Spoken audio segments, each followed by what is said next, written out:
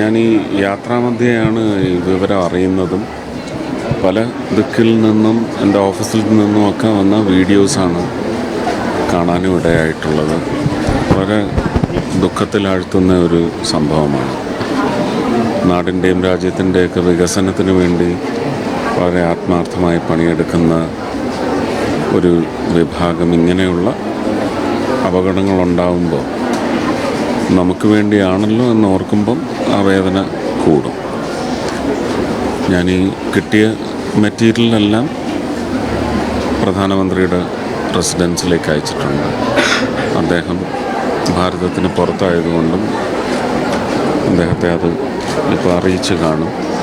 അദ്ദേഹം റെസ്പോണ്ട് ചെയ്യും. ഏതായാലും നമുക്കിപ്പം അവരുടെയൊക്കെ കുടുംബങ്ങൾക്ക് വേണ്ടി പ്രാർത്ഥിക്കാൻ മാത്രമേ സാധിക്കൂ. 3 പേരാണ് കൂടുതലുണ്ടാവാതിരിക്കട്ടെ. 9 പേര് ആശുപത്രിയിലാണെന്ന് കളക്ടറുടെ ഓഫീസിൽ നിന്ന് അറിയിച്ചു. പക്ഷെ അതിൽ കൂടുതൽ ആൾക്കാരുണ്ട് എന്ന് ഭയപ്പെടുന്നു. അതെ അതെ 5 പേര് മിസ്സിങ് എന്നാണ് പറഞ്ഞത്. നോക്കാം.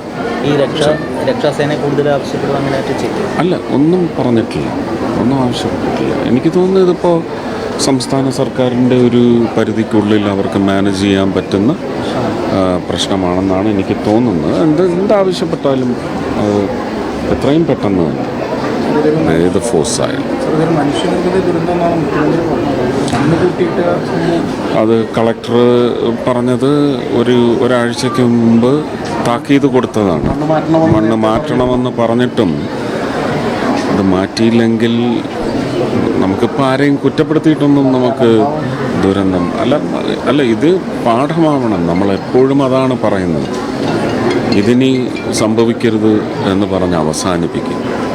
പക്ഷെ ഇനി സംഭവിക്കരുത് എന്ന് പറയുന്ന കരുതൽ ഒരിക്കലും തുടർന്നുണ്ടാവുന്നില്ല. ആരെയും നമുക്ക് കുറ്റപ്പെടുത്താൻ വയ്യ. ഇപ്പോൾ കുറ്റപ്പെടുത്തുന്നത് കൊണ്ട് പക്ഷേ അങ്ങനെ എന്തെങ്കിലും അലംഭാവം ഉണ്ടായിട്ടുണ്ടെങ്കിൽ അതിന് കർശനമായ നടപടിയും സർക്കാർ എടുക്കും. കേരള സർക്കാർ എടുക്കും.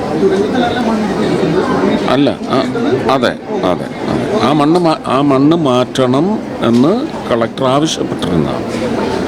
വാർണിംഗ് തന്നെ കൊടുത്തതാണ്. അപ്പോൾ അതുകൊണ്ട് നമുക്ക് പറയുമ്പോൾ ഇത് മനുഷ്യനിർമ്മിതമാണ്, അലംഭാവം കൊണ്ടാണെന്നൊക്കെ പറയേണ്ടി വരുന്നെങ്കിലും നഷ്ടപ്പെട്ടത് നമുക്ക് ഒരിക്കലും തിരിച്ചു കിട്ടത്തില്ല. അത് വേദന ഉള്ള നഷ്ടവുമാണ്. അതുകൊണ്ടാണ് ഞാൻ പറഞ്ഞത് രാജ്യത്തിൻ്റെ വികസനത്തിന് വേണ്ടിയാണ് പ്രാർത്ഥിക്കുന്നത്. തീർച്ചയായിട്ടും അല്ല ഇനി അങ്ങോട്ട് ഇതിൻ്റെ കാഠിന്യം ഏറും. ഇതിൻ്റെ ഒരു വർക്ക് സ്പോട്ടിലുണ്ടാവാവുന്ന ഓരോ ഘട്ടത്തിലും ഉണ്ടാവാവുന്ന അപകടങ്ങളെ സംബന്ധിച്ച് ഒരു മുൻകരുതലും ഒക്കെ ഉണ്ടാവും. പ്രധാനമായി ഒരു പരിസ്ഥിതി ആഘാത പഠനമൊന്നും ശരിയല്ല എന്ന് തോന്നുന്നുണ്ട്. അതൊക്കെ ചിലപ്പോൾ വിമർശനത്തിൻ്റെ ഭാഗമായിരിക്കും. പലപ്പോഴും വികസനത്തിന് എതിര് നിൽക്കുന്നവരുടെ അഭിപ്രായ പ്രകടനം മാത്രമായിരിക്കും എന്ന് എനിക്ക് തോന്നുന്നു. അല്ലാതെ ഇത്രയും വലിയൊരു പദ്ധതിയൊക്കെ അങ്ങനെ പരിസ്ഥിതി ആഘാതത്തെക്കുറിച്ച് പഠിക്കാതൊക്കെ ചെയ്യും. അങ്ങനെ ചെയ്തു തുടങ്ങിയാൽ തന്നെ നമ്മുടെ അതിനുവേണ്ടി കണ്ണിലെണ്ണയൊഴിച്ച് കാത്തിരിക്കുന്ന ഒരു വിഭാഗം അതിനെ തടയില്ല. അങ്ങനൊന്നും ഉണ്ടായില്ലല്ലോ.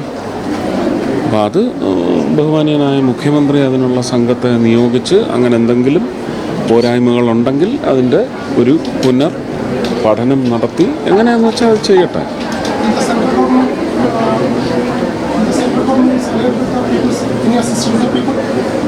Anything they ask for, anything.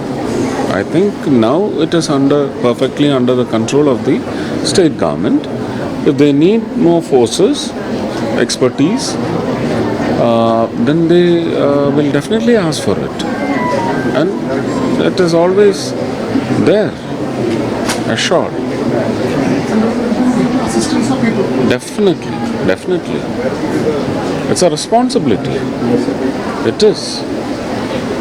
It's not service or help. It is a responsibility. Only thing is we have the cooperative federalism structures intact, so we cannot penetrate. But if the state government feels If the disaster management feels that there are inadequacies, then definitely we will be roped in. ഇതിന്റെ സ്ഥിതിഗതികളെല്ലാം പ്രധാനമന്ത്രിയുടെ ഓഫീസിൽ നിന്ന് അറിയിച്ചിട്ടുണ്ട്. ഇതുവരെ ഉള്ളത് എനിക്ക് കിട്ടിയ material എല്ലാം അയച്ചിട്ടുണ്ട്.